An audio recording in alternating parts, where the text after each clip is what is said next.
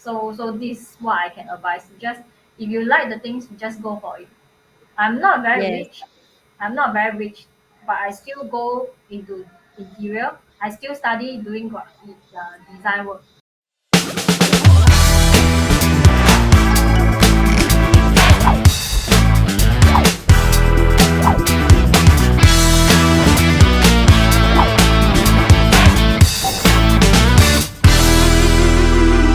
Nicely.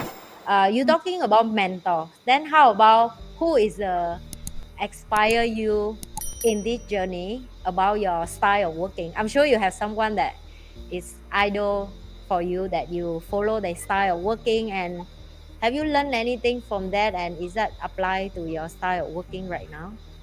Uh, Basically, I actually not really have one at the moment, but because I Mm. actually do a lot of different, I think the whoever that inspire me along is not now, is when I'm young.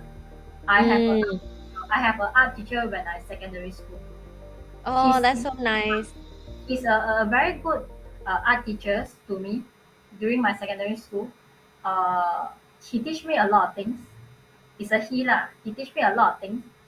He teach me how to be uh, confidence on myself on doing what I'm doing. If I'm actually good in it, just go for it. So I'm actually all along, right? I'm actually inspired. Is he's the first person that inspired me very much. That's why I'm actually interested in arts. Then I explore a lot of different ma- I mean different of things like graphics, fine arts, interiors. Then finally, I find that interior is the thing that I love it so much. Then I actually further my study. Then I actually go into it. He's always he's give me that passion. He's also like he's a fine art teacher, so he give me that feeling that if you want to do something, you make sure you go all the way in. Don't do it halfway. That's the thing that he's the one that inspired me all the way until now. But I Mm. should thank him for that small little thing when I start. So this is what I can advise. Just if you like the things, just go for it. I'm not very Yes. rich. I'm not very rich, but I still go into interior. I still study doing design work. That's nice. Oh, that is a very nice story right there. That now we know who is inspire Cammy to be this long journey to be the internet design. So, what is Yeah. the most difficult project that you've been take, and how was that turn your style of working to this moment? I'm sure you have a project that is so difficult for you that you've been turning into something amazing. Uh, I should say right to me right. There's no difficult projects. There's no difficult projects. It depends how you see things. If you think that this is what you like and this is things that you want to create to make to give him a life, right? I think everything is not that difficult. I mean, when you put heart and soul inside, it's not difficult. There's nothing to, okay, in my dictionary, there's no thing called difficult. There's no thing called difficult. It only depends whether you want to do it or not. To me. That's a very expired sentence right there. I think especially for young people, because they will like have a lot of excuses why we should not do certain thing, why it's so difficult, why we're so fast to give up. I can see that from you that you make people to realize it's not about difficult. It's about you can do it if you book heart and soul inside. And to be honest, Kami is the most hardworking person. Like sometimes I see her work.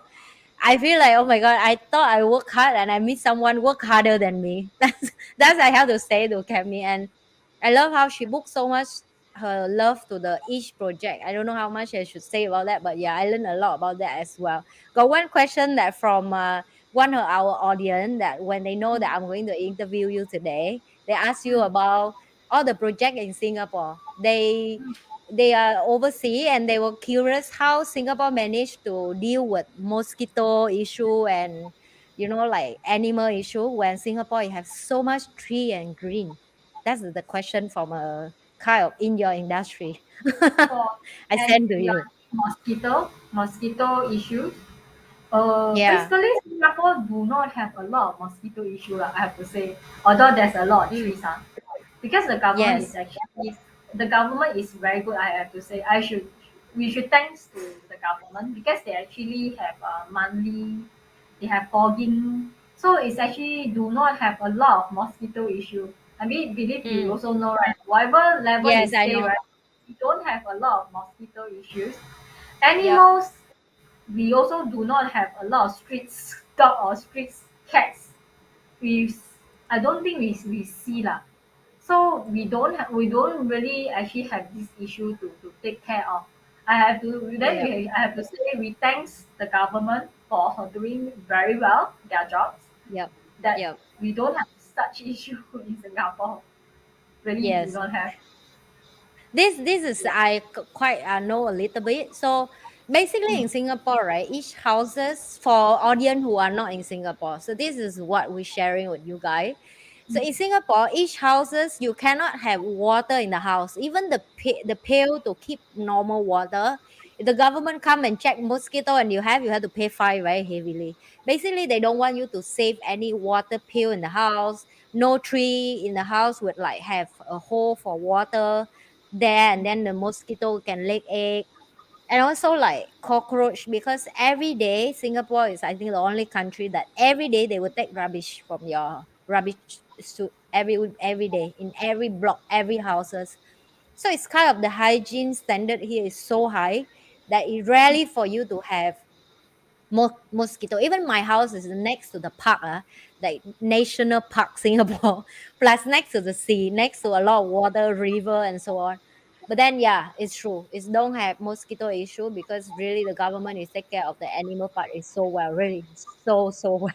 I don't know how they manage to do that, but yeah, it's really amazing job in Singapore about hygiene on this. yeah. Uh, Other question about to run a business, internet design business in Singapore? Because okay, talk about art and work, amazing work that you have been done. But I think talk about to run this business also another topic that I'm sure a lot of young people will curious.